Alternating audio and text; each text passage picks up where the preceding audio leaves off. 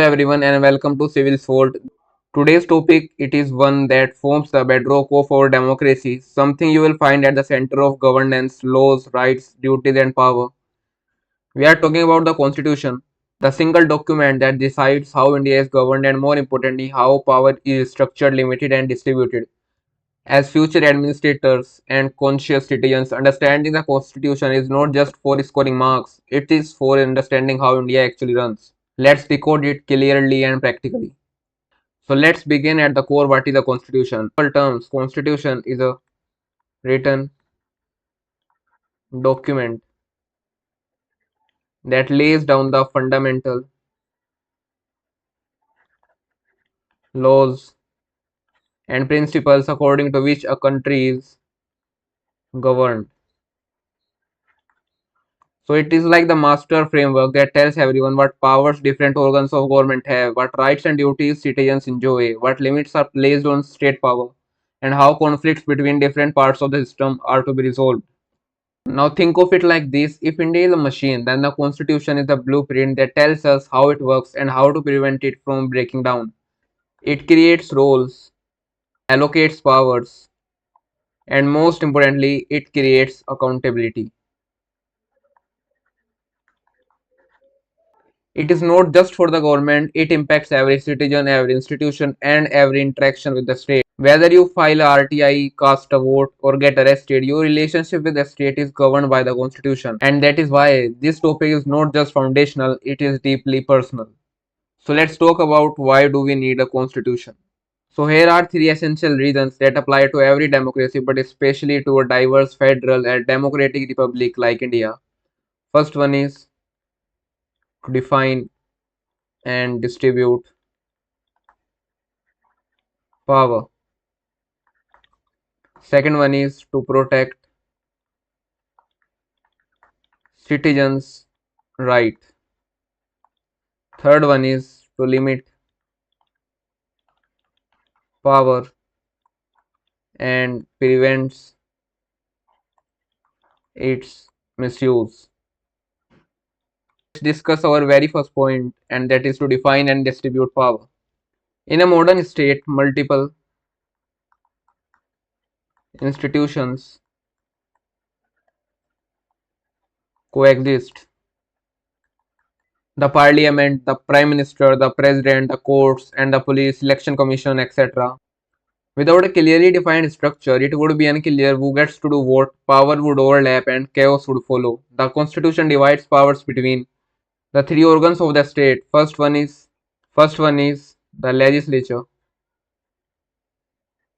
Second one is executive, and the third one is judiciary. These are the three organs of the government. The constitution also distributes powers between the union and the states, the center and local bodies. This division prevents conflict and ensures smooth functioning. So let's move to the second point of why do we need a constitution, and that is to protect citizens' right. So every citizen, regardless of their religion, caste, region, gender, and language, enjoy certain basic rights. These rights are not just ethical concepts, they are legally enforceable. Whether it is right to equality from Article 14 to 18, freedom of speech and expression of Article 19, or the right to constitutional remedies, Article 32. These rights are guaranteed and can be enforced by the courts. So let's move to the third point of why do we need a constitution, and that is to limit power and prevent its misuse. No matter how powerful a government or leader is, there has to be a line they cannot cross. Their line is drawn by the constitution. Even if the majority in parliament wants to act against fundamental rights, they cannot do so freely. The constitution provides a system of checks and balances where laws passed by the parliament can be struck down by the Supreme Court. The executive is answerable to the legislature. The judiciary is independent. It prevents the rise of authoritarianism. So let's talk about what makes Indian constitution special. India's constitution is not just functional, it is visionary and also huge. It is the longest written constitution in the world.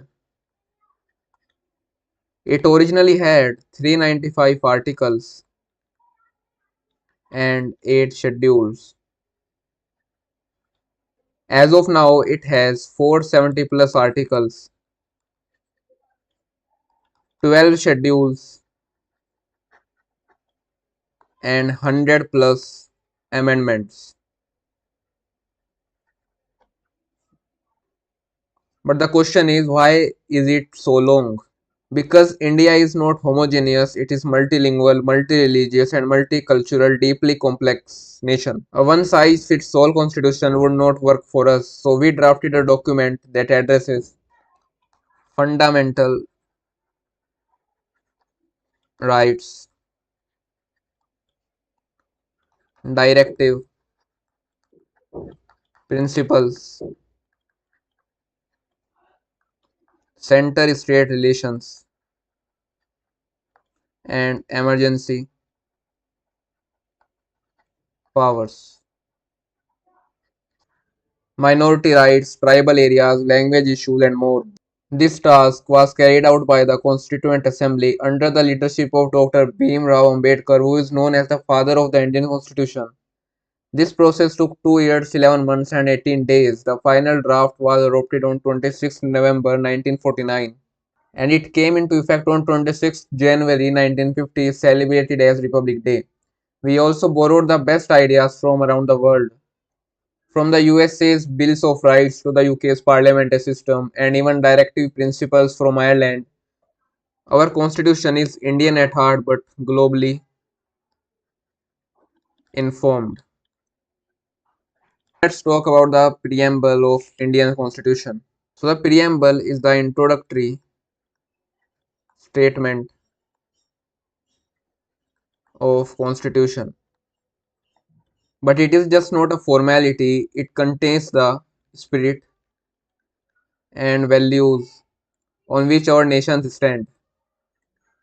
It begins with we the people of India, which means ultimate power lies with the people, not parliament, not the cabinet, not the judiciary. The preamble describes India as sovereign, which means India is independent from external control, socialist, aiming at social and economic equality, secular, no state religion, all are respected, democratic, which means leaders are elected, republic, head of the state is elected, not hereditary. It also promised justice in social, economic, and political terms, liberty of thought, expression, belief, faith, worship, equality of status and opportunity, fraternity, promoting unity and dignity of nation.